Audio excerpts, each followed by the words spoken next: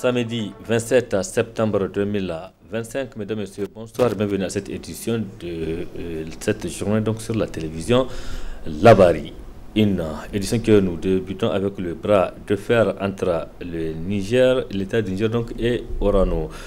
En tout cas, dans ce bras de fer de l'État du Niger et Orano portant sur la mine d'uranium de la Somaïr, le tribunal arbitral du Centre international pour le règlement des différends relatifs aux investissements a, dans une décision datant du 23 septembre 2025, enjoint à l'État du Niger de ne pas vendre, ni céder, ni même faciliter le transfert à des tiers de l'uranium produit par la Somaïr. Une décision qualifiée d'arbitraire par le réseau des organisations pour la transparence et l'analyse budgétaire Rotab Niger, qui soutient l'État du Niger dans ses bras de fer. Suivant à cet effet la réaction des membres de cette organisation, en l'occurrence Ilyasu Aboubakar Dishata.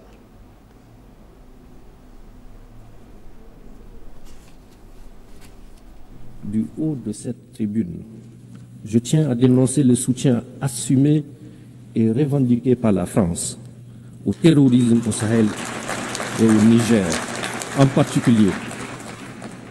En effet, depuis le renvoi de ces troupes du Niger en 2023, comme il l'a annoncé, le gouvernement a mis en place un véritable plan sournois et subversif de déstabilisation de mon pays qui consiste, entre autres, à renseigner, former, financer et équiper les terroristes.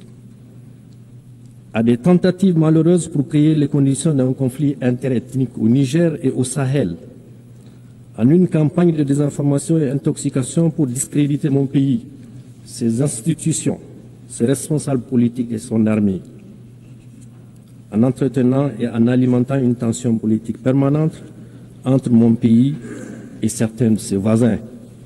À cela, il faut ajouter la guerre économique et financière sans précédent qui consiste notamment dans la volonté haineuse de la France de saboter tous nos projets de développement en démobilisant les investisseurs et en votant systématiquement contre mon pays au niveau de toutes les institutions financières internationales telles que la Banque africaine de développement, la Banque mondiale et le FMI.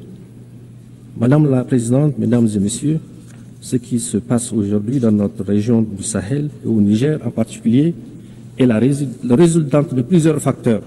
D'abord, un passif colonial non encore soldé. Il faut le solder, ce passif. Les Nigériens n'ont jamais oublié la violence particulièrement inouïe qui a caractérisé l'occupation coloniale. La tristement célèbre mission Voulé et Chanoine et d'autres expéditions militaires encore se sont distinguées par la mort et la torture à grande échelle. Elles ont semé à Terra, il y a quelques années seulement, à Djoundjou, Douchi, Koni, Tessawa et à Zander, où un sultan même a été exécuté.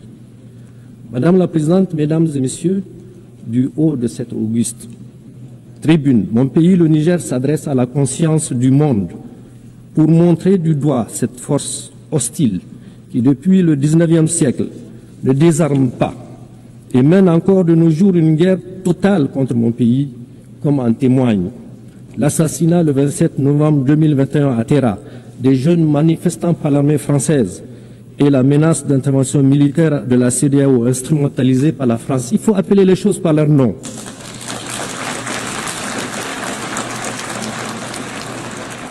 Le terrorisme abject commandité par ce pays qui commet des crimes odieux dans l'espace AES, notamment celui de Fambita, où le 21 mars 2025, 44 fidèles musulmans ont été froidement exécutés en pleine prière de vendredi.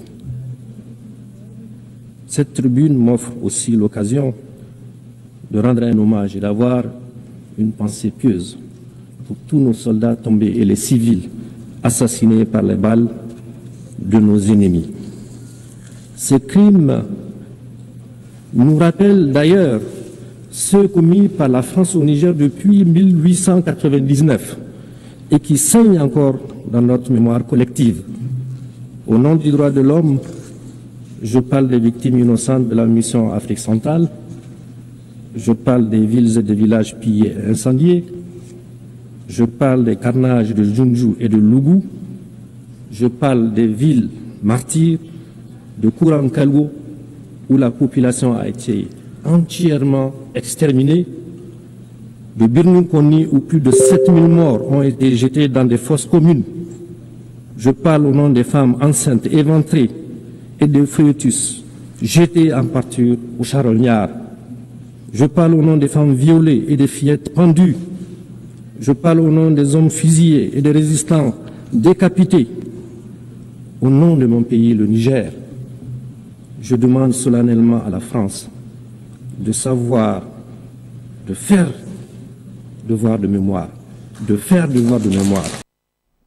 C'était plutôt le Premier ministre chef, donc le Premier ministre de l'économie et des finances, Ali Mohamed Lamine Zen, lors des travaux de la 80e session de l'Assemblée générale de l'Organisation des Nations Unies qui se tient donc à New York aux États-Unis. Cette AG était une occasion pour les différents dirigeants des pays membres de prononcer leur discours devant les représentants de tous les pays membres à cette Assemblée générale. C'était donc le tour du Niger aujourd'hui à travers son Premier ministre de livrer son message. Autre aspect donc abordé par le Premier ministre Ali Mohamed Lamine Zen dans son intervention, c'est notamment le droit de l'homme, notamment les instruments juridiques internationaux qui ne sont pas appliqués à tous les pays membres de façon équitable. Retrouvons le Premier ministre, ministre de l'économie et des finances, Ali Mohamed Lamine Zen. Relativement à la question des droits de l'homme, le Niger réaffirme son attachement aux instruments juridiques internationaux auxquels il est parti. Toutefois, il dénonce avec force l'approche différenciée et sélective observée dans l'application des principes des droits de l'homme par certains pays dont le seul but est de nuire à l'image de nos États. Aussi, je tiens à annoncer de vive voix que le Niger et l'ensemble des pays de la Confédération AES, profondément attachés au respect de la dignité humaine et à l'épanouissement de leur population, n'acceptent d'aucune façon en la matière de la part de quelques entités que ce soit, qu'on nous impose quoi que ce soit. Face à ces défis sécuritaires, diplomatiques et de développement, le Burkina, le Mali, le Niger ont pris la décision historique de créer une alliance stratégique qui est la Confédération des États du Sahel. Ceux qui m'ont précédé, mes frères du Burkina et du Mali, l'ont déjà dit. Cette alliance nous permettra certainement de mutualiser nos efforts dans le sens de renforcer notre sécurité, de faire en sorte que notre diplomatie qui fonctionne parfaitement bien, de produire des résultats et sur le plan du développement, d'avoir des projets structurants qui puissent répondre aux aspirations et aux besoins de nos populations. Dans ce cadre, comme je l'ai dit, nous coordonnons nos politiques et construisons ensemble notre avenir avec nos propres idées, nos propres moyens et sur des valeurs ancestrales, dans un espace qui sera, Inch'Allah, débarrassé de toute forme de menace.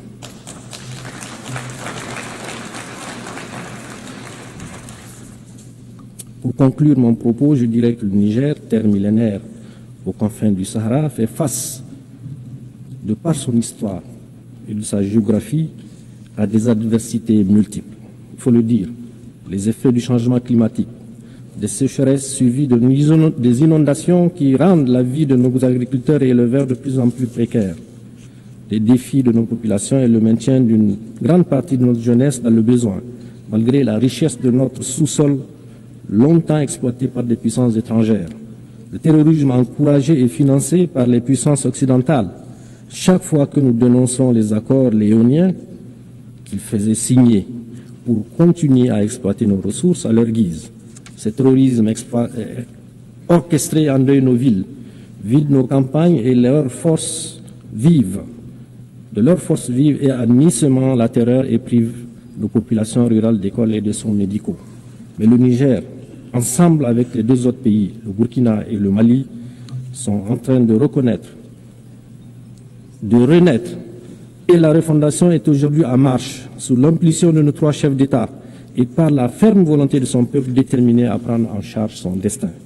La refondation en cours au Niger n'est pas une rupture avec la communauté internationale, mais l'affirmation solennelle de notre souveraineté, de notre dignité et de notre droit inaliénable à choisir nos partenaires pour le bien-être de nos enfants. Notre priorité absolue demeure donc la sécurité, la lutte contre le terrorisme que nous avons engagé. Nous la faisons pour nous-mêmes, pour notre région, pour la stabilité du monde entier d'ailleurs. Car nous avons compris que nous ne pouvons compter que sur nos propres forces et non sur l'ONU. L'ONU impuissante, gênée par les droits de veto des pays occidentaux. Il faut que l'ONU se reforme. La refondation du Niger passe aussi par le progrès économique à travers une exploitation judicieuse et responsable de nos ressources naturelles immenses et variées. C'était là donc un extrait du discours prononcé aujourd'hui, samedi 27 septembre 2025, depuis le siège de l'ONU par le Premier ministre de l'économie et des finances Ali Mohamed Lamine Zen à l'occasion de la 80e session de l'Assemblée générale de l'organisation. Vous pouvez recevoir d'ailleurs l'intégralité du discours prononcé par le Premier ministre à la fin de cette édition. Donc c'est la partie magazine. Je le disais, dans le bras de fer entre Orano et l'État du Niger portant sur la mine d'uranium de la Somaïr, le tribunal arbitral du Centre international pour le règlement des différends relatifs aux investissements a, dans une décision datant du 23 septembre en juin à l'État du Niger, de ne pas vendre, ni céder, ni même faciliter le transfert à des tiers de l'uranium produit par la Somaïr. Une décision qualifiée d'arbitraire par le réseau des organisations pour la transparence et l'analyse budgétaire Rotab à Niger qui soutient l'État du Niger dans ce bras de fer. Suivant à cet effet la réaction du chef de projet du Rotab, Ilyasu Boubacar Dichata. Pour nous, pour le moment, le sentiment que nous avons, c'est que il y a deux poids, deux mesures. Ça fait des années que Orano exploite de manière déséquilibrée les richesses nigériennes, mais que Sardi ne s'était jamais occupé de savoir si on nous dirigeait ou pas. Mais que maintenant qu'on est dans une phase bien déterminée, ils interviennent pour dire de ne pas vendre la part de l'État du Niger et en attendant que le verdict soit rendu. Bon, pour nous, il retarde juste le processus, mais il ne l'arrête pas. Peut-être qu'ils ont l'intention de prendre parti pour les autres et particulièrement qu'ils pensent que nous allons perdre le procès et qu'en perdant le procès, le fait que nous avons vendu peut rendre donc la récupération de la perte de Orano difficile. Et c'est le principe qui s'applique généralement dans les contentieux que nous ont demandé d'appliquer. Donc c'est lui de ne pas de garder donc l'objet à litige à l'État jusqu'à ce que la décision soit prise. Maintenant, si elle est prise, c'est lui qui a gagné le procès, va jouir donc du fruit de la chose que de permettre à une partie utilisée à l'autre de perdre. À l'exemple de ce qui se passe dans les conflits champêtres, quand il y a un litige autour d'un champ, vous savez que la juridiction saisie demande aux deux parties à litige de ne pas s'aimer, donc de ne pas l'utiliser, l'endroit de le laisser aux enchères jusqu'à ce que le litige soit définitivement liquidé devant les tribunaux. Maintenant, ce que nous proposons à l'État, c'est vraiment de prendre toutes les mesures qui sied pour pouvoir permettre donc aux Nigériens de rentrer dans leurs droits, de pouvoir accélérer et d'attaquer la possibilité d'attaquer la décision pour pouvoir utiliser. Dans tous les cas, la question qui se pose, l'uranium nous appartient, les mines nous appartiennent. Ce que le Sardi craint, c'est quoi? Que, comme je le disais, même si on permet, nous avons notre uranium, donc on peut à tout moment rembourser si c'est nécessaire. Mais pour le moment, vraiment, nous, ce que nous conseillerons à l'État, c'est de prendre les dispositions pour pouvoir mettre ce uranium-là sur le marché mondial, parce qu'aujourd'hui, il y a une certaine hausse des prix. Et peut-être au moment où le litige sera clos, la demande ne sera pas la même et donc le prix ne serait pas le même sur le marché. Donc nous encourageons l'État et nous soutenons, nous apportons tout notre soutien à notre État pour que les richesses du Niger appartiennent aux Nigériens et bénéficient aux Nigériens, et que nous pensons que c'est la période cruciale pour nous où on a besoin énormément d'argent et que l'uranium est une matière aujourd'hui qui est convoitée par le monde. Donc de pouvoir trouver la formule pour pouvoir l'utiliser en vue de faire le bonheur du peuple nigérien. C'était à l'instant la réaction du réseau des organisations pour la transparence et l'analyse budgétaire Rotaba Niger à la suite du bras de fer entre Orano et l'État du Niger portant sur la mine d'uranium de la Somaïre. Le Rotab qui apporte tout son soutien à l'État du Niger. Parlons à présent d'un produit dérivé du pétrole brut raffiné à la Soraz. Soraz, c'est la société de raffinage de Zander. Dans ce reportage, nous ferons découvrir un produit, c'est le pétrole lampant, autrefois connu dans plusieurs foyers, mais de nos jours qui se fait rare dans les zones urbaines, mais aussi dans les zones rurales. Ici à Niamey encore, des points de vente de ce produit existent et les vendeurs trouvent leur pain dans cette activité. Reportage Aboukar Ibrahim et Saloudoumi. Communément appelé pétrole, cette huile minérale a autrefois marqué les habitudes des familles nigériennes. Servant à l'éclairage et à allumer de feu, le combustible issu des composants de l'or noir est aujourd'hui devenu aussi rare et inaccessible qu'un des biens les plus chers au monde vendus aux enchères.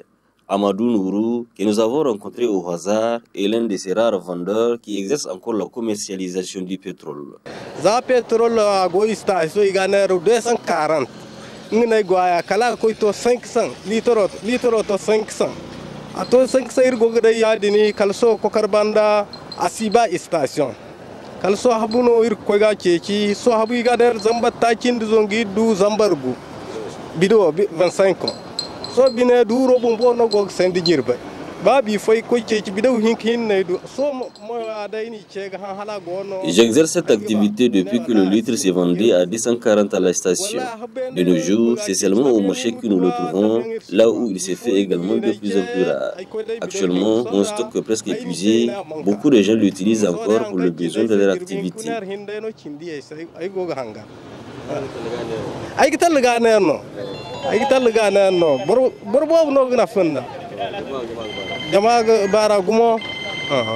Pentir koy dini gidai denji fusul koy gidai bankan guru nyumo bara gidai boray kan gidan salanga ya mo gidai. À travers cette activité, il dit parvenir à joindre les deux bouts. Allah habo alhamdulillah habo janga dur de nay gogma murad kula na ay gogate ay koy kay bur kulu. Je remercie le bon Dieu, j'arrive à subvenir aux besoins de ma famille grâce à cette activité. Alhamdulillah. La seule difficulté relevée, c'est la non-disponibilité du produit dans les stations-service.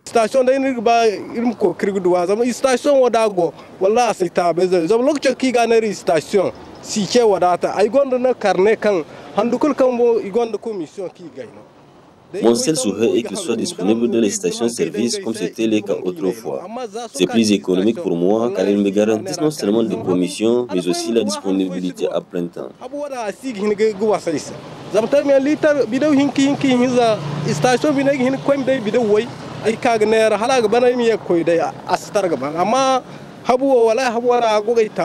Disparu des habitudes des foyers nigériens depuis bien des années, le pétrole, ou communément appelé glanzir, qu'on trouvait autrefois facilement chez le boutiquier du quartier, a certes laissé une empreinte dans le quotidien de certains Nigériens. Merci Boubacar Ibrahim. et du courage à Amadou Nourou, ce vendeur ambulant du pétrole lampant qui se fait de plus en plus rare dans nos villes.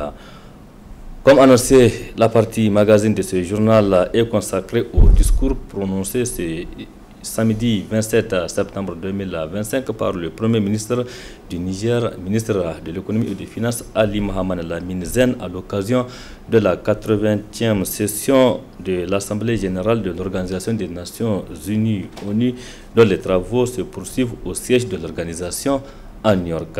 Très bonne réception. À prendre la parole devant l'Assemblée.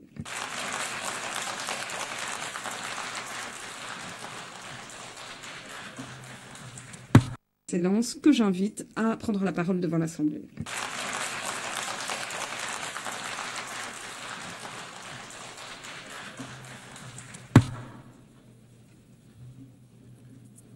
Bismillahirrahmanirrahim. Wa sallallahu ala nabiyil karim. Excellences, Mesdames et Messieurs les chefs d'État et de gouvernement, Mesdames et Messieurs les chefs de délégation, Madame la Présidente, Mesdames et Messieurs,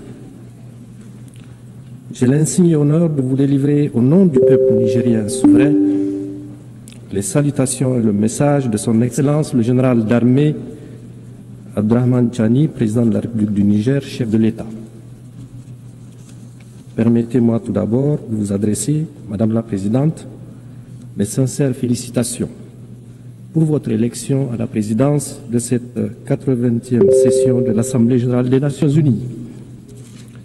Le Niger vous assure de son plein soutien dans l'accomplissement de votre mission.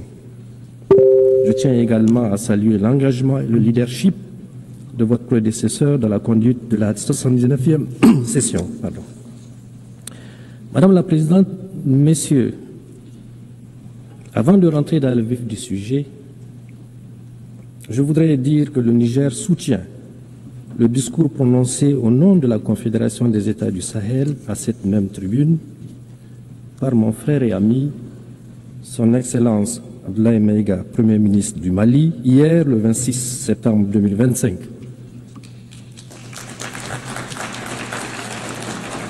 Il a ainsi exprimé avec force les aspirations de notre Confédération et de son peuple au respect de notre souveraineté, à la défense de nos intérêts et à la coopération sincère avec tous les pays épris de paix et de justice.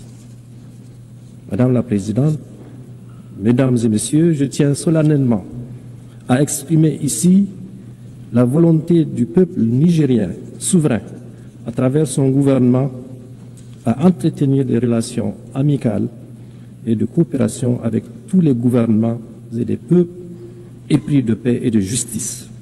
Cela dans le respect des valeurs et principes définis par la Charte des Nations Unies de notre souveraineté et de nos intérêts.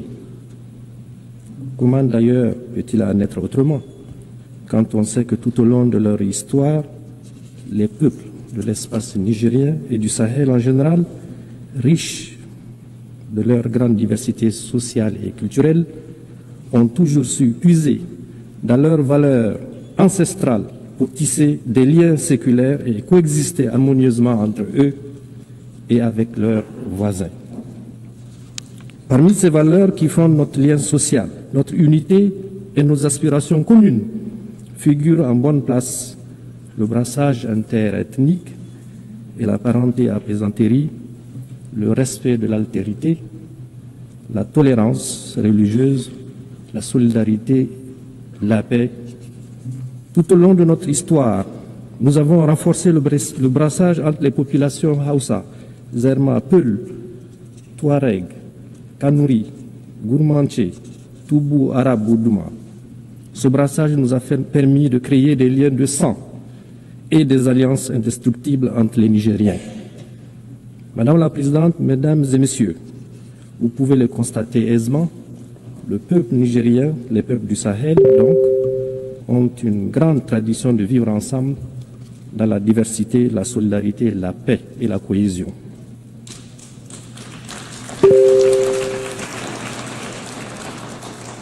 Dans les vastes étendues du Sahel, au climat souvent aride, nos peuples ont très vite compris la nécessité de s'organiser, de créer des liens, de coopérer les uns avec les autres pour vivre en paix et en sécurité dans leur espace partagé. Ces peuples ont compris que se tenir ensemble et être solidaire n'est pas qu'une option pour être plus fort, mais la condition de leur survie. C'est pour ces raisons, c'est pour cette raison précisément, que nous soutenons naturellement toute initiative allant dans le sens de la coopération et de la solidarité internationale pour atteindre nos objectifs communs de paix, de développement et de bien-être pour tous. C'est pour la même raison que nous nous élevons contre toute initiative et toute action qui sape les efforts de la communauté internationale pour assurer la paix et le développement. Fort de ces principes, les peuples nigériens condamnent sans réserve le génocide israélien à Gaza et apportent son soutien le plus fort à la création d'un État palestinien souverain. De même que le Niger condamne avec fermeté les agressions israéliennes contre l'Iran et le Qatar et s'insurge contre la banalisation de la violence en République démocratique du Congo, au Soudan et au Sahel, dans l'indifférence totale de la collectivité internationale, voire la complicité de certaines puissances étrangères au continent africain. Madame la Présidente, Mesdames et Messieurs, les acteurs directs intervenant à découvert dans les conflits ne sont pas les seuls responsables de l'insécurité et de l'incertitude que vit le monde aujourd'hui. En effet, le Niger tient à dénoncer également l'inaction de tous ceux qui ont les moyens d'agir en faveur de la vérité et de la paix. Le silence de ceux qui ont la voix porte l'indifférence des égoïstes qui sont prêts à déstabiliser des pays en toute une région pour leurs seuls intérêts. Le manque d'humanisme de ceux qui agissent sournoisement pour semer la mort chez les autres et la bêtise des traîtres à leur patrie et de leur continent. Madame la Présidente, Mesdames et Messieurs, inaction, indifférence et silence complices d'une part et d'autre part, actions sournoises et subversives de déstabilisation, campagnes violentes de désinformation et guerre informationnelle. Telles sont les réalités auxquelles mon pays et la Confédération des États du Sahel, Confédération AES, font face dans notre lutte contre les terrorismes importés et sponsorisés. Le Niger en particulier vit depuis le 26 juillet 2023, date à partir de laquelle le peuple nigérien souverain a décidé de prendre son destin en main. Il faut en effet bien connaître la complexité du drame qui se vit au Sahel, ses enjeux, ses tenants et ses aboutissants, pour comprendre non seulement le jeu des différents acteurs, mais également la détermination de nos peuples et de leur gouvernement à se battre victorieusement pour relever le défi, quel que soit le sacrifice à consentir et le temps que cela prendra. Ceux qui nous attaquent, ils le font pour leurs intérêts. Nous nous défendons pour notre survie et nous défendrons notre territoire et notre peuple. Madame la Présidente, Mesdames et Messieurs, le narratif habituel voudrait que l'on explique la situation au Sahel par la chute du régime du colonel Kadhafi en 2011 et l'effondrement de l'État libyen qui a occasionné le déferlement des groupes armés et le déversement des quantités importantes d'armes dans notre région. D'autres encore évoquent la victoire du peuple algérien sur le terrorisme des années 1990-2000 qui a eu pour conséquence de déplacer le conflit au Sahel par le truchement d'éléments terroristes ayant trouvé refuge dans le Sahel et une partie du Sahara.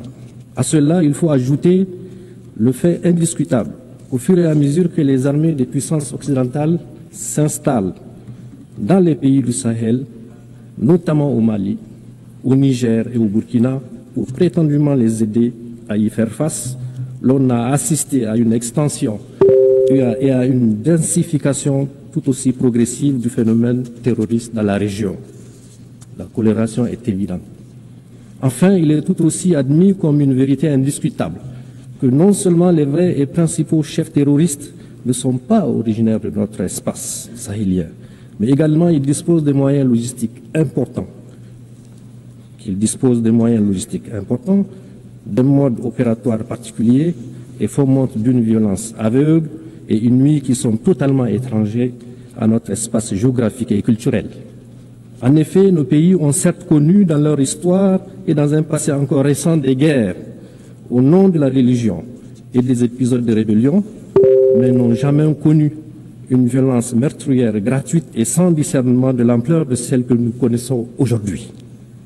Pour toutes ces raisons, vous conviendrez qu'il s'agit bien d'un terrorisme importé et à dessein. Madame la Présidente, Mesdames et Messieurs, il s'agit également d'un terrorisme sponsorisé. Il se pose en effet véritablement la question du financement des terroristes, ainsi que la destination de toutes les ressources qu'ils capturent depuis plus d'une décennie. En effet, comment comprendre que des terroristes puissent soutenir dans la durée un tel effort de guerre? En outre, il faut relever l'heureuse coïncidence qui voudrait que la localité de Kidal, au Mali, lieu de repli des terroristes et autres trafiquants, soit libérée par l'armée malienne dans le dernier trimestre de l'année 2023, en même temps que l'armée française quittait le Niger. Du reste, le gouvernement du Niger, à l'instar du gouvernement du Mali et du Burkina, a régulièrement porté à la connaissance de l'opinion internationale des éléments de preuve de l'implication de plusieurs puissances étrangères dans la déstabilisation des pays de l'AES à travers les soutiens qu'ils apportent aux terroristes. Madame la Présidente, Mesdames et Messieurs, du haut de cette tribune, je tiens à dénoncer le soutien assumé et revendiqué par la France au terrorisme au Sahel et au Niger en particulier. En effet, depuis le renvoi de ces troupes du Niger en 2023, comme il l'a annoncé, le gouvernement a mis en place un véritable plan sournois et subversif de déstabilisation de mon pays qui consiste, entre autres, à renseigner, former, financer et équiper les terroristes. À des tentatives malheureuses pour créer les conditions d'un conflit interethnique au Niger et au Sahel, en une campagne de désinformation et intoxication pour discréditer mon pays, ses institutions, ses responsables politiques et son armée, en entretenant et en alimentant une tension politique permanente entre mon pays et certains de ses voisins. À cela, il faut ajouter la guerre économique et financière sans précédent qui consiste notamment dans la volonté haineuse de la France de saboter tous nos projets de développement en démobilisant les investisseurs et en votant systématiquement contre mon pays au niveau de toutes les institutions financières internationales telles que la Banque africaine de développement, la Banque mondiale et le FMI. Madame la Présidente, Mesdames et Messieurs, ce qui se passe aujourd'hui dans notre région du Sahel et au Niger en particulier est la résultante de plusieurs facteurs. D'abord, un passif colonial non encore soldé. Il faut le solder, ce passif. Les Nigériens n'ont jamais oublié la violence particulièrement inouïe qui a caractérisé l'occupation coloniale. La tristement célèbre mission Voulé et Chanoine et d'autres expéditions militaires encore se sont distinguées par la mort et la torture à grande échelle qu'elles ont semé à Terra, il y a quelques années seulement, à Djoundjou, Douchi, Koni, Tessawa et à Zender, où un sultan même a été exécuté. Madame la Présidente, Mesdames et Messieurs, du haut de cette auguste tribune, mon pays, le Niger, s'adresse à la conscience du monde pour montrer du doigt cette force hostile qui, depuis le XIXe siècle, ne désarme pas et mène encore de nos jours une guerre totale contre mon pays, comme en témoigne l'assassinat le 27 novembre 2021 à Terra des jeunes manifestants par l'armée française et la menace d'intervention militaire de la CEDEAO instrumentalisée par la France. Il faut appeler les choses par leur nom.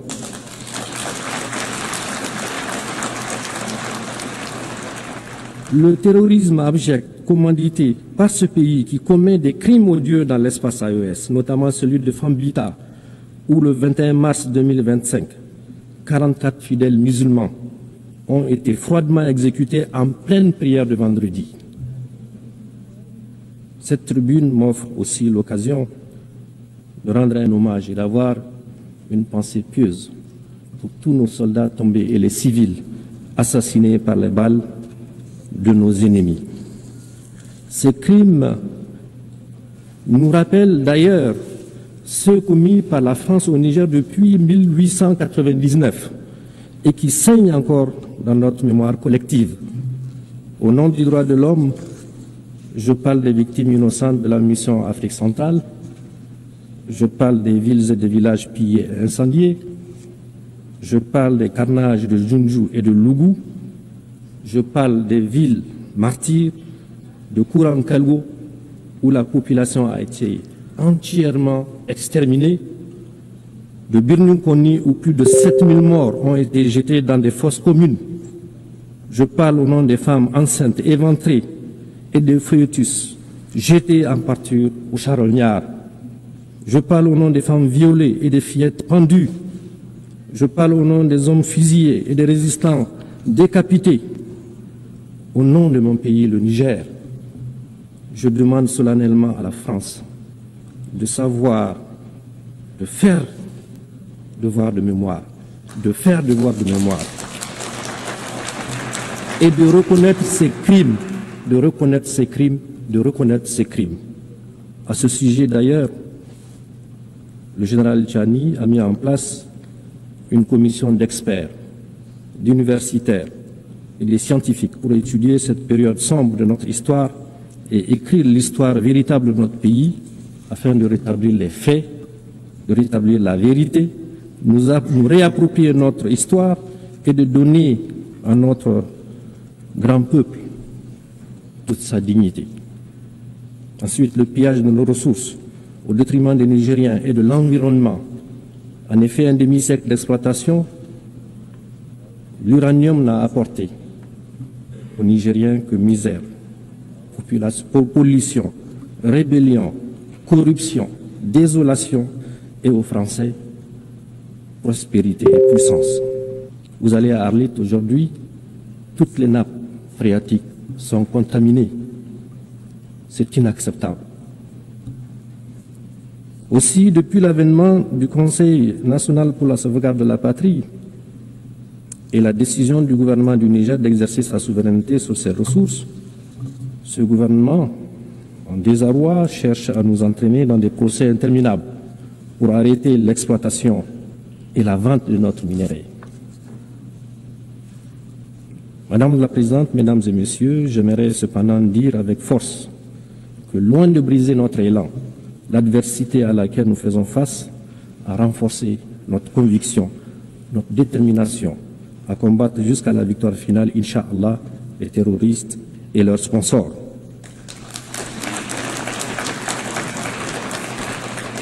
Nous pouvons d'ores et déjà nous réjouir de certains résultats structurants réalisés. Ce que le peuple nigérien a réussi depuis le 26 juillet 2023, avec la prise de pouvoir par le CNSP, c'est d'inscrire notre pays dans une nouvelle trajectoire qui, cette fois-ci, est porteuse d'espoir. Ce que nous avons réussi, c'est de renvoyer de notre pays, sans haine, ni violence, ni rancune, les forces qui entravaient notre souveraineté et empêchent nos forces de défense et de sécurité de monter en puissance pour accomplir efficacement notre mission. La doctrine des soldats nigériens, des militaires nigériens, on ne devrait recevoir aucun soldat sur notre territoire. C'est une mission qui nous revient à nous.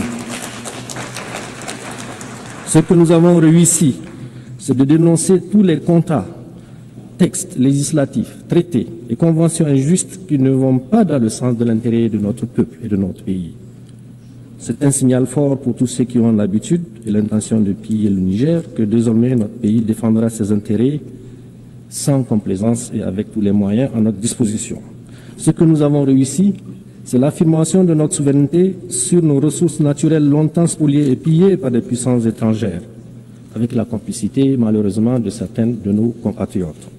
Ce que nous avons réussi, c'est l'unité de notre peuple sur des questions d'intérêt national, Désormais, tous les Nigériens regardent dans le même sens, dans la même direction, celle qui préserve l'intérêt supérieur de notre pays. Les Nigériens ont compris que la bataille qui se mène est une question collective, d'où l'émergence spontanée d'une nouvelle devise populaire, la Boussanino en Djerma, Zanchankasani en Hausa, Ali Leïdino en Fulfouké, ce qui signifie qu'il s'agit là d'un enjeu véritablement national. Ce que nous avons réussi, c'est de réveiller le patriotisme et le bâtisseur de nations qui dort en chacun d'entre nous. Les Nigériens, longtemps foulés aux pieds par des individus au service des intérêts personnels, se disent aujourd'hui qu'ils sont des partisans de cette souveraineté qu'il faut absolument défendre. Ce que nous avons réussi, c'est le soutien sincère de la population au gouvernement, qui font désormais corps pour engager le pays sur la voie du progrès.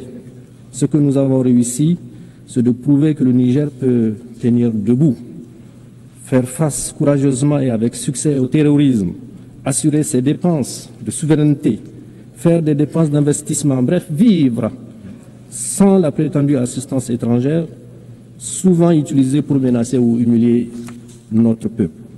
Ce que nous avons réussi, c'est que pour la première fois dans l'histoire de notre pays, les décisions qui engagent notre pays, notre peuple, sont prises au Niger, par des Nigériens, et dans l'intérêt du Niger et nulle part ailleurs. C'est d'ailleurs ce qui a permis, en toute responsabilité, et malgré le contexte difficile que nous connaissons, de prendre des mesures sociales, à la fois symboliques et fortes, qui sont, entre autres, la baisse des prix à la pompe de l'essence et du gasoil, la diminution des coûts de certains actes médicaux et chirurgicaux, la baisse des frais de scolarité et le soutien au prix de certains denrées de première nécessité. Madame la Présidente, Mesdames et Messieurs, comme vous pouvez le constater, notre pays, le Niger, s'est engagé dans une nouvelle dynamique de gouvernance. Cette approche a été consolidée par les assises nationales tenues à Niamey du 15 au 20 février 2025 et a rassemblé l'ensemble des forces vives de la nation. Ces assises ont abouti à l'adoption d'importantes recommandations et à l'élaboration d'une charte de refondation. Elles ont également permis, conformément à la charte, de mettre progressivement en place nos institutions, le Conseil consultatif de refondation, la Cour d'État, la Cour des comptes, la Commission de lutte contre la délinquance économique, financière et fiscale, l'Observatoire national de la communication, l'Autorité de régulation de la commande publique. Ensuite, sur le plan diplomatique, le Niger a non seulement élargi sa carte diplomatique avec l'ouverture de plusieurs représentations diplomatiques et postes consulaires, mais également a redéfini le cadre de sa coopération avec ses partenaires. Ce cadre est désormais fondé sur le respect absolu de notre souveraineté, de nos choix stratégiques et des aspirations légitimes du peuple nigérien. Le Niger n'est donc pas isolé. De même, le Niger s'est également engagé dans un vaste programme de production agricole visant à assurer l'autosuffisance alimentaire de ces laborieuses populations dans la mise en œuvre de milliers d'hectares de terres arables à travers la grande irrigation que le chef de l'État a demandé qu'elle soit une réalité. Les résultats auxquels nous sommes parvenus sont encourageants en un an de mise en œuvre. En effet, pour la première fois de notre histoire récente, le pays ne connaît pas de période de soudure. Cette période au cours de laquelle, généralement, l'aide alimentaire est sollicitée auprès de la communauté internationale. Notre ambition est que le Niger conquiert sa souveraineté alimentaire, Inch'Allah. Nous ne demanderons plus d'aide alimentaire pour nourrir nos populations.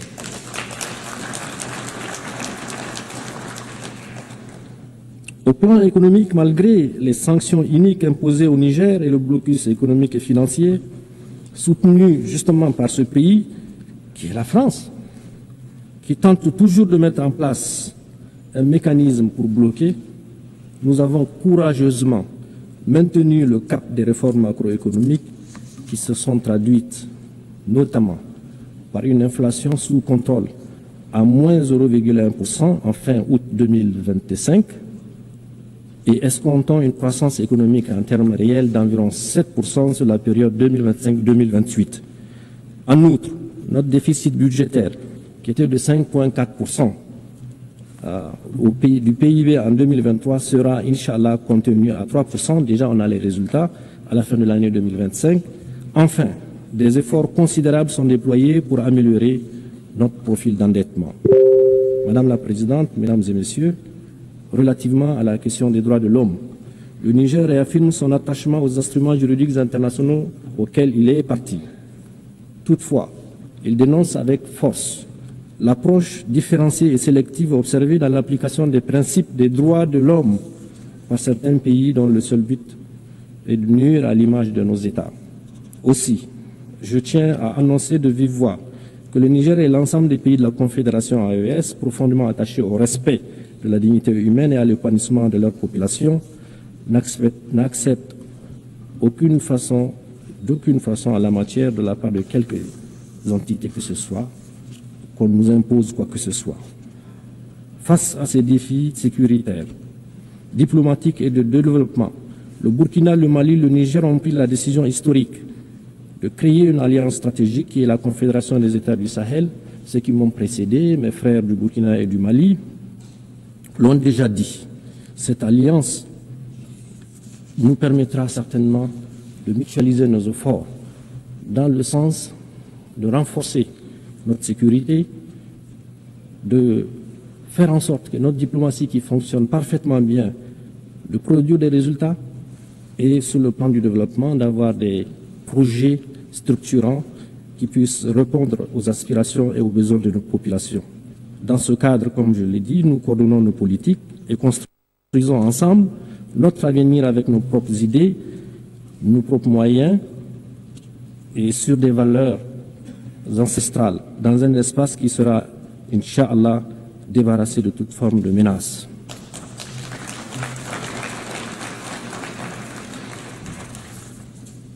Pour conclure mon propos, je dirais que le Niger, terre millénaire aux confins du Sahara, fait face, de par son histoire et de sa géographie, à des adversités multiples. Il faut le dire, les effets du changement climatique, des sécheresses suivies des inondations qui rendent la vie de nos agriculteurs et éleveurs de plus en plus précaire, les défis de nos populations et le maintien d'une grande partie de notre jeunesse dans le besoin, malgré la richesse de notre sous-sol longtemps exploité par des puissances étrangères. Le terrorisme encouragé et financé par les puissances occidentales. Chaque fois que nous dénonçons les accords léoniens qu'ils faisaient signer pour continuer à exploiter nos ressources à leur guise, ce terrorisme orchestré endeuille nos villes, vide nos campagnes et leurs forces vives. De leurs forces vives et admissement la terreur et prive nos populations rurales d'écoles et de soins médicaux.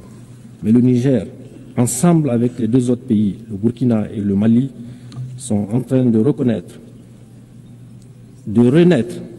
Et la refondation est aujourd'hui en marche, sous l'impulsion de nos trois chefs d'État et par la ferme volonté de son peuple déterminé à prendre en charge son destin. La refondation en cours au Niger n'est pas une rupture avec la communauté internationale, mais l'affirmation solennelle de notre souveraineté, de notre dignité et de notre droit inaliénable à choisir nos partenaires pour le bien-être de nos enfants. Notre priorité absolue demeure donc la sécurité, la lutte contre le terrorisme que nous avons engagé. Nous la faisons pour nous-mêmes, pour notre région, pour la stabilité du monde entier d'ailleurs. Car nous avons compris que nous ne pouvons compter que sur nos propres forces et non sur l'ONU. L'ONU impuissante, gênée par les droits de veto des pays occidentaux. Il faut que l'ONU se reforme. La refondation du Niger passe aussi par le progrès économique à travers une exploitation judicieuse et responsable de nos ressources naturelles immenses et variées. Nous avons décidé que ces richesses profitent davantage à notre peuple. À cet égard, nous avons engagé une gouvernance vertueuse et nous invitons les investisseurs internationaux qui le souhaitent à nous accompagner dans un partenariat gagnant-gagnant. Nous tendons la main à tous les pays du monde qui croient en un partenariat fondé sur le respect mutuel, sur la justice et la solidarité. La refondation, c'est aussi et surtout assurer la sécurité et l'autosuffisance alimentaire dans notre pays.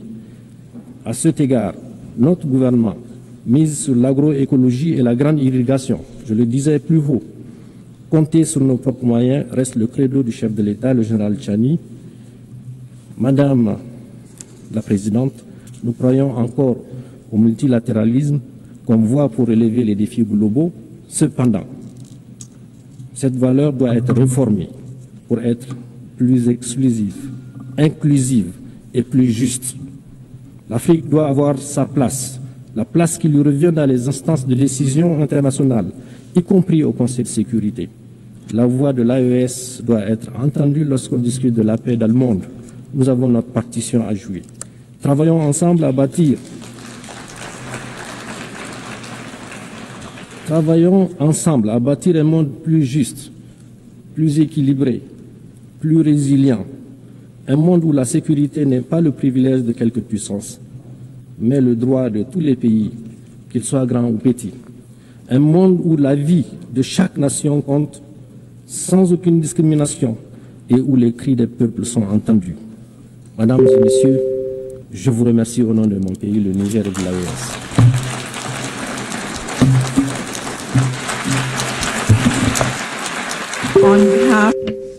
Au nom de l'Assemblée, je remercie le Premier ministre du gouvernement de transition et ministre de l'économie et des finances de la République du Niger.